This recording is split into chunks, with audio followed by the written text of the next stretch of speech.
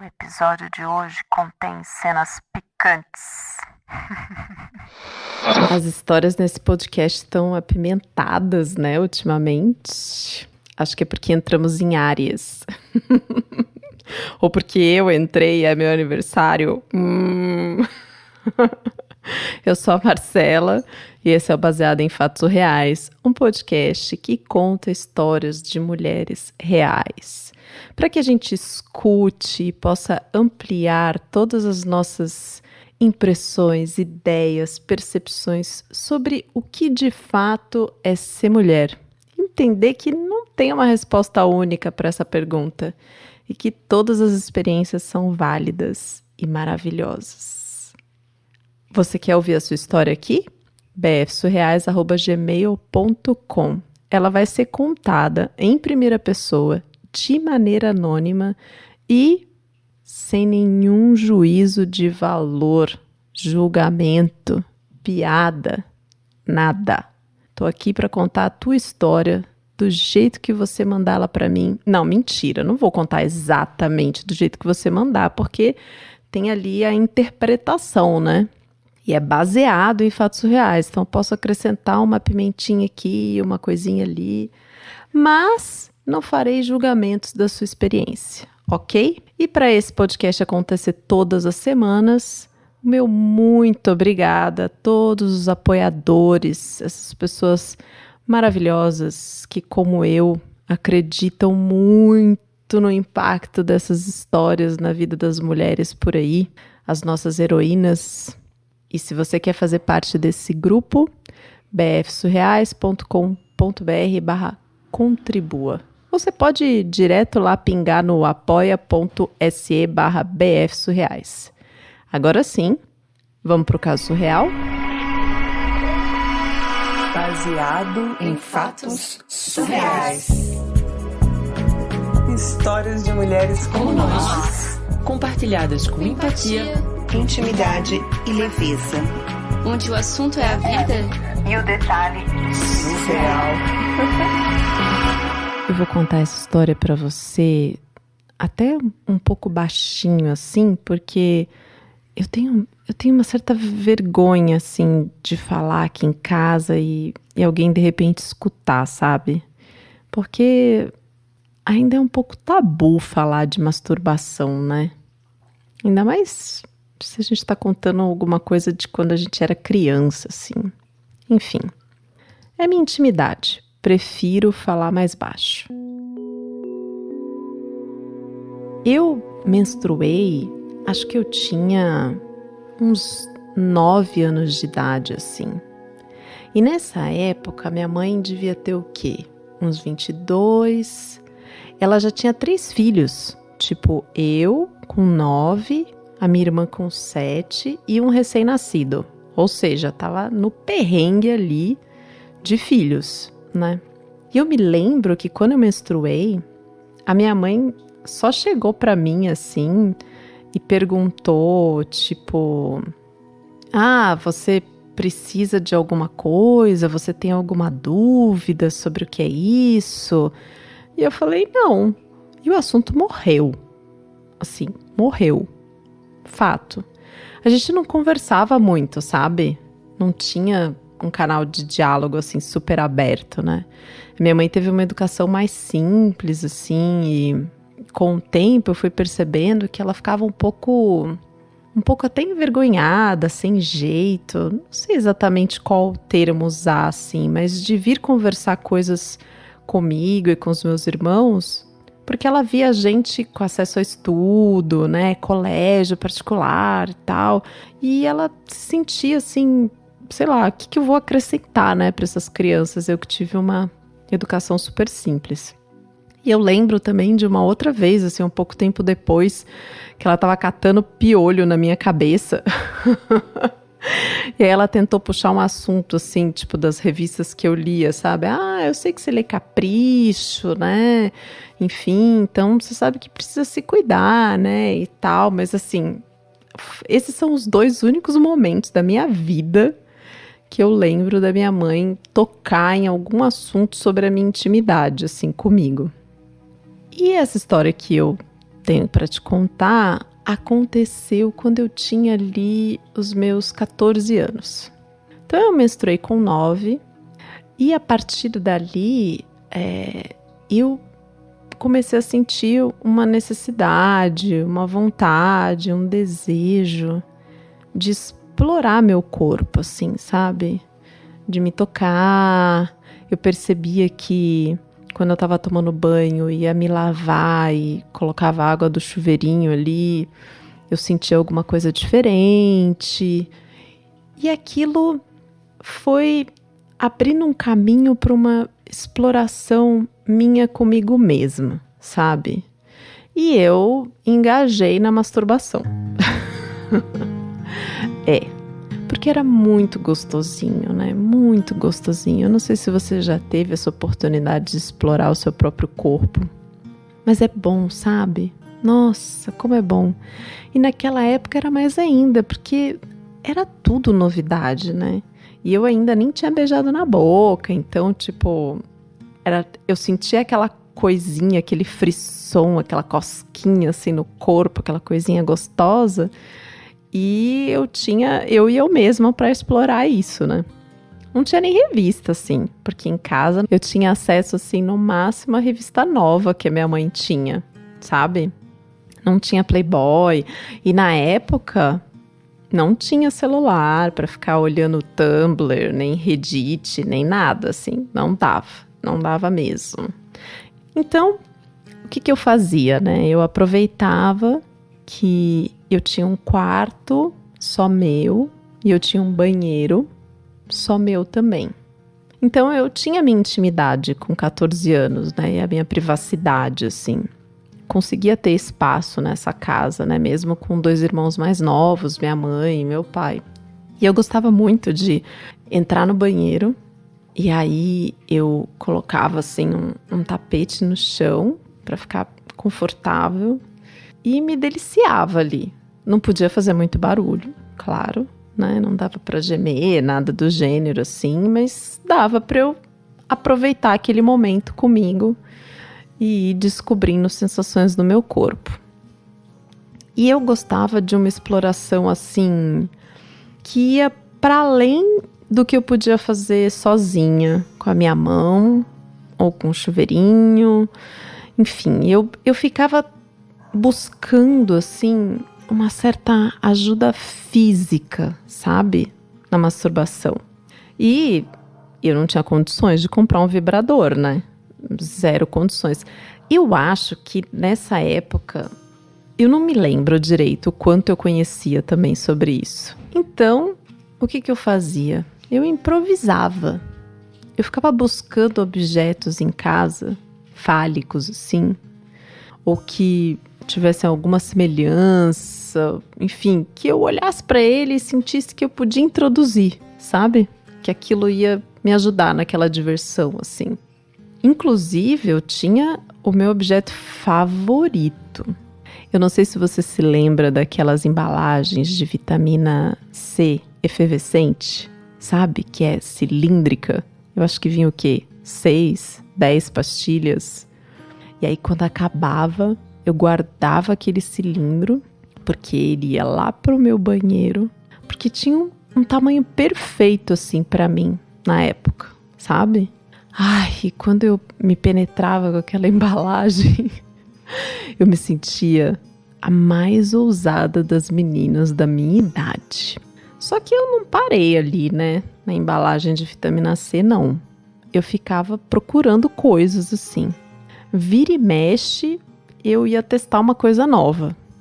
Até que, nesse dia, eu vi um boneco do Piu Piu, sabe? O Piu Piu, que tinha aquela senhora que cuidava dele, e aí tinha toda aquela coisa com o gato e tal, enfim. Não sei se você conhece, mas o Piu Piu. E ele, se você conhece, se não conhece, você pode colocar aí no Google e tentar descobrir. Ele é um boneco assim, que tem uma cabeça grande e um corpo pequenininho. Então o que eu pensei?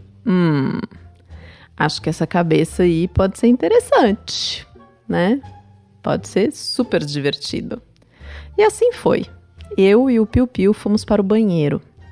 para mais um momento de prazer comigo mesma.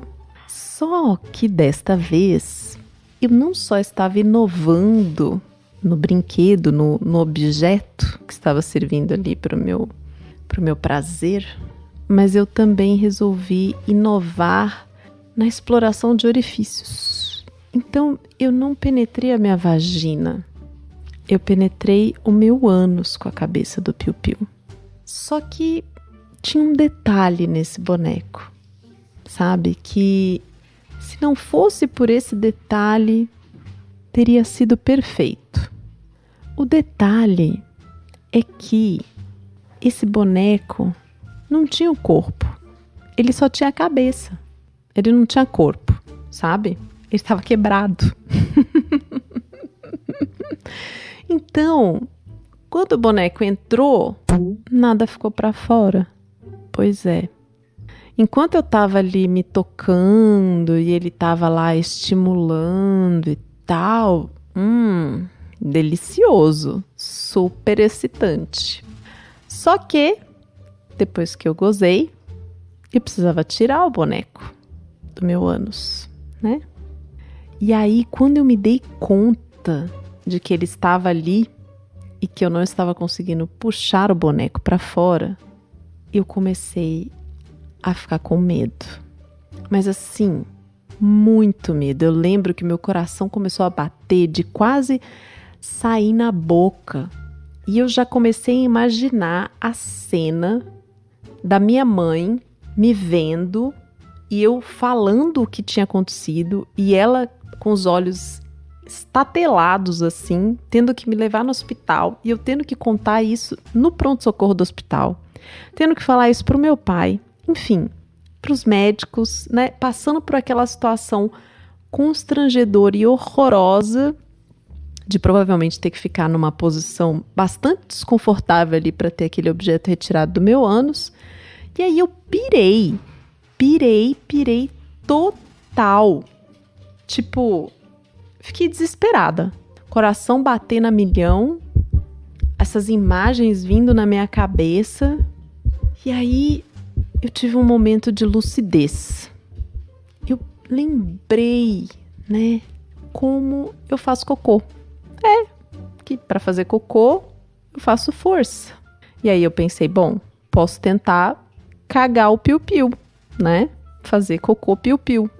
Vai que, né?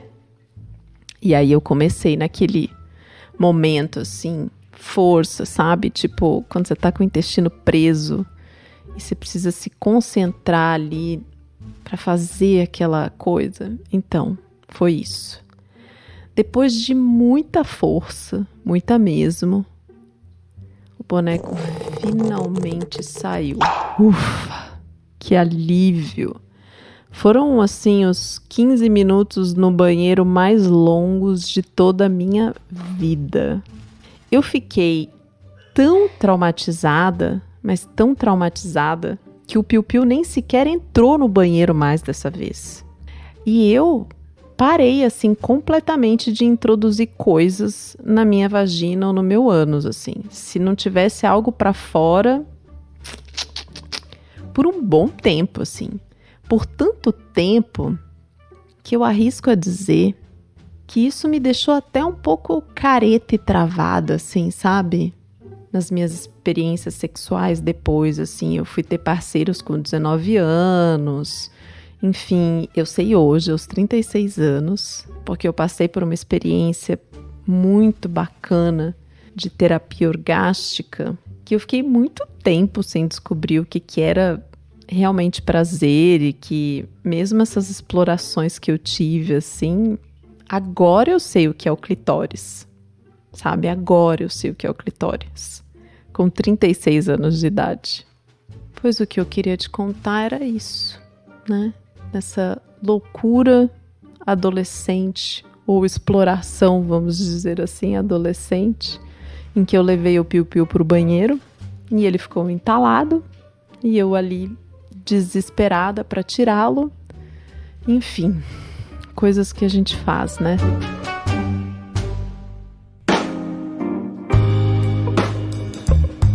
Você que tá escutando aí fez coisas parecidas? Sem julgamentos. Heroína, eu entendo muito esse lugar que você tá falando. Muito.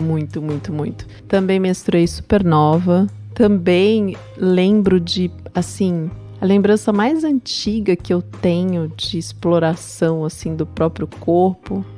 Eu acho que eu devia ter uns 9 anos, assim. E foi com chuveirinho. Foi descobrir com chuveirinho, assim. Chuveirinho melhor amigo de todo, pelo menos meu, assim. Não posso falar de todas as mulheres, né? Mas é meu melhor amigo. Aqui em casa, eu até comprei. Ai, gente. Eu até comprei um chuveirinho, uma cabeça de chuveirinho. Não que eu introduza isso, tá, gente? Eu comprei pela piada, pela decoração. A cabeça do meu chuveirinho é um sapo. Vou tirar uma foto e mostrar pra vocês. Vão lá olhar no Instagram depois a foto do chuveirinho.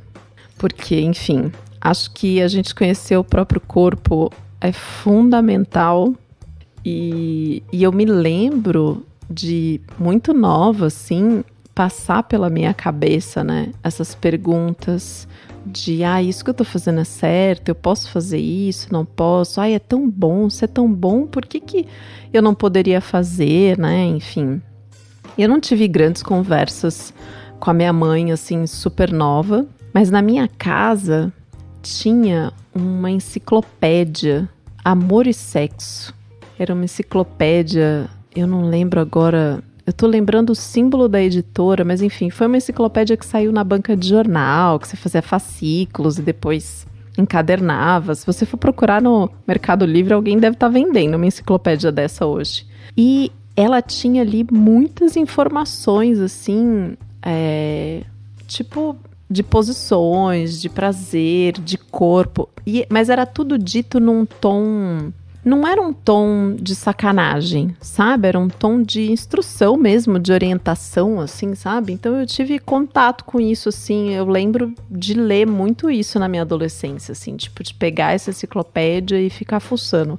Não me lembro de conversar com a minha mãe e com meu pai sobre essas coisas muito profundamente, assim.